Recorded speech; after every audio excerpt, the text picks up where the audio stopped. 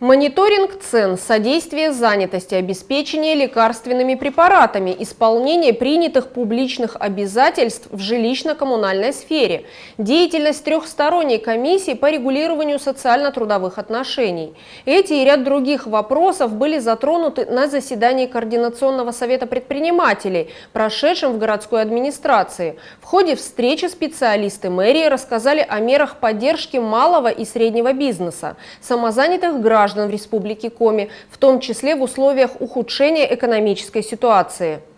В рамках заседания членам Координационного совета по малому и среднему предпринимательству предстояло рассмотреть несколько вопросов, которые касались создания оперативного штаба по обеспечению устойчивости функционирования экономики и решения трехсторонней комиссии по регулированию социально-трудовых отношений.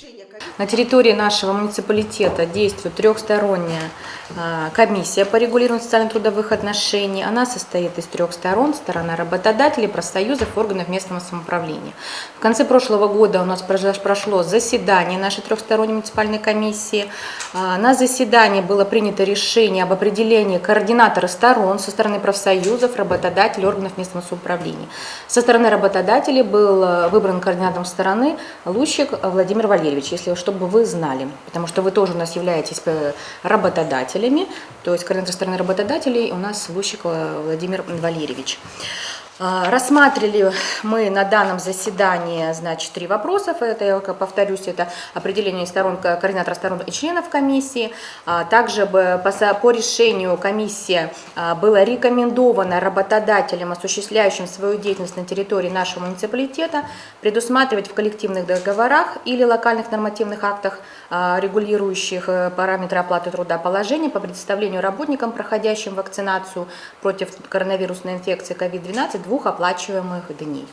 В Республике Коми проводится работа по развитию малого и среднего предпринимательства. Оказываются различные виды поддержки – финансовая, имущественная, образовательная, консультационная и информационная. Создаются условия для реализации бизнес-проектов любого уровня, в том числе инвестиционных проектов на территории арктической зоны. В рамках поручений главы региона Владимира Уйба правительство Республики Коми разработало меры поддержки предприятий в условиях санкций. Это помощь предприятиям-экспортерам, льготные займы, налоговые льготы и отсрочка арендных платежей. Минэкономразвития Коми подготовила презентацию с полным списком региональных мер поддержки для малого и среднего бизнеса.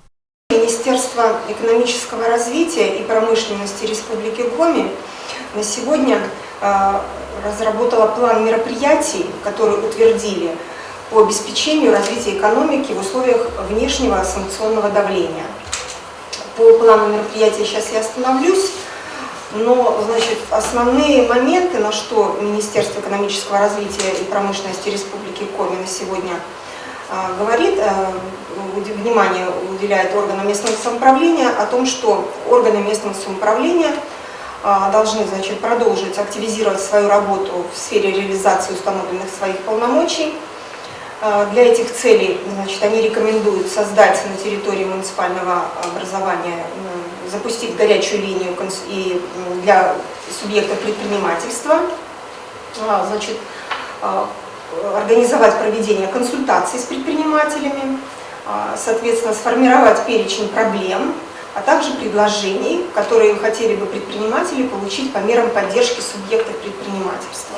Правительством Российской Федерации приняты меры поддержки, в числе которых мораторий на проверки ИП и малого бизнеса до конца 2022 года, субсидирование выданных в 2021 году кредитов по программе поддержки ФОД, продление на полгода программы компенсации МСП расходов по использованию российской системы быстрых платежей. Для IT-отрасли предусмотрены налоговые преференции, освобождение сроком на 3 года от уплаты налога на прибыль и проверок, расширение программы предоставления грантов на создание отечественных разработок, льготные ставки по ипотечному кредитованию и отсрочка от призыва на военную службу для сотрудников.